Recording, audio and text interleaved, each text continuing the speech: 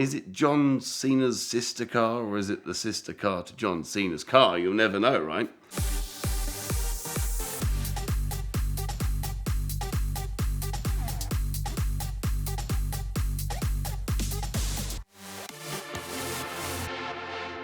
So, okay, Big Chris is well known for being Richard Rawlings' sidekick. Big, tall mammoth of a man that has more encyclopedia knowledge on Porsches than pretty much anyone else I know. But when he phones you and says, Richard's going to contact you about a fake supercar, my head goes crazy, okay? I've had Lambos, I've had Ferraris, I've had Dodge Chargers, I've had Lykan Hypersports. I mean, what could be cooler than two Lykan Hypersports? Well, actually, there can be something.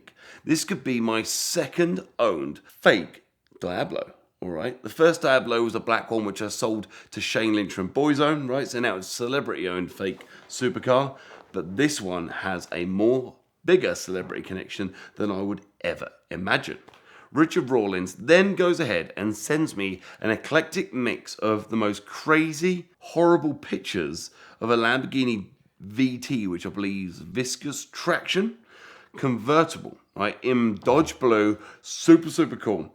All I see is his mechanic Chase revving this engine up. And it is revving up louder and faster than I've ever heard a Chevy or a Diablo in any way. It's like, woo, woo, like you've never heard, okay?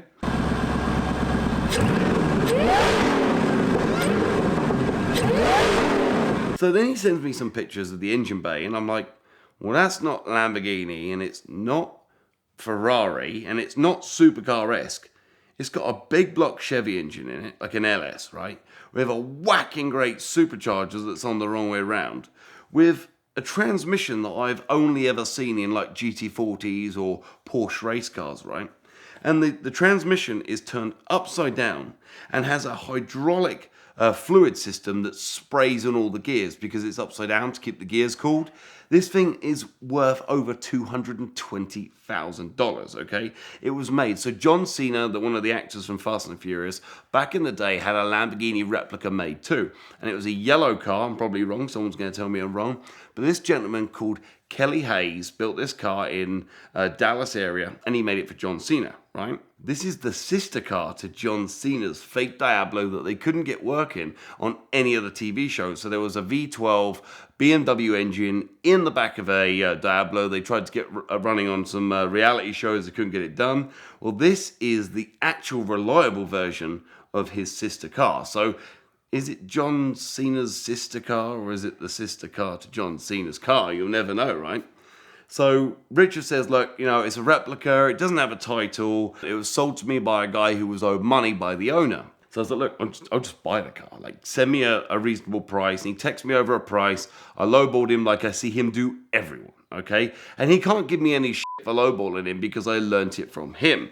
The art of being a gas monkey is to buy it cheap and make the money later on. So, I don't think he'd ever expect that to come back and bite him in the ass, but it did. So I lowballed him. He said, come and get it, no problem. And then about a week later, I put a YouTube video out saying, shall I buy the Richard Rawlings Fialbo, which is the fake Diablo? And I got a phone call from a very angry gentleman saying, don't buy the car. I know the owner, and I don't think the person that sold it to Richard was allowed to sell it to him. Turns out the owner was owed a lot of money by the builder. He took him to court, won the rights, and kept the car, then sold it to Richard. So I turned up to Richard's Gas Monkey garage expecting a pretty good-looking car, right? And love is in the eye of the beholder, right? And when I turned up, my heart is beating out of my chest. I got Chiro from Petrolhedonism, I got Scott from Ratarossa, and they're both throwing up in their hands at how disgusting this thing is. And there's an air gap of like 3 inches above the windows, and you can basically drive it and throw up and still not getting anything on you. You're so lucky, right?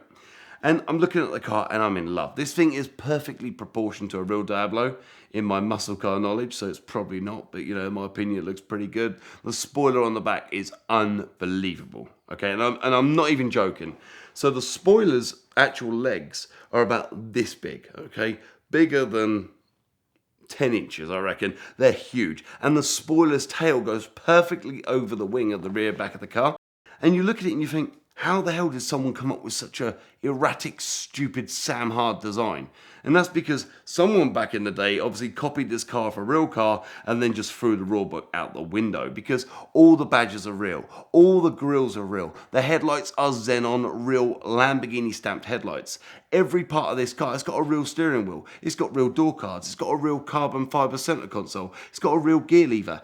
Every part of this car has been thought about and been meticulously paid for, if that makes sense. They bought all the parts that anyone that wouldn't know or would know would actually know the details. Well, these lights, what are they? They get their phone out and Google the part number on the lights. Oh, they're Diablo lights. Oh, this badge must be plastic. They're touching it and it's aluminium. You know, there's these little details that make the car special. But then it gets even better.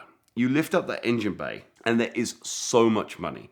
Each of these coil packs on Google are $400 each, these coil packs around the outside edge. The fuel pump and the fuel filter is bigger than my horse's head, okay? It is like this. It is ridiculous. It's got 4 different fuel lines to feed the carburetors. It is unbelievable. But all I want to do is just go do some donuts in it. Like, there's nothing more important, right?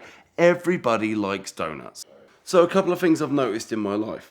When there is a scantily clad lady with fake boobs spinning around a pole, you don't know if her boobs are fake or not, because you're not really looking at her eyes, you're looking at something else. If I'm doing donuts in my fake Diablo, is anyone going to know it's real? All they're going to care about is my silly blonde hair hanging out the roof of my Diablo doing donuts. They're not going to know if it's fake or not, right? When you get a ticket, no matter where it happens, it's more important than ever to fight every one.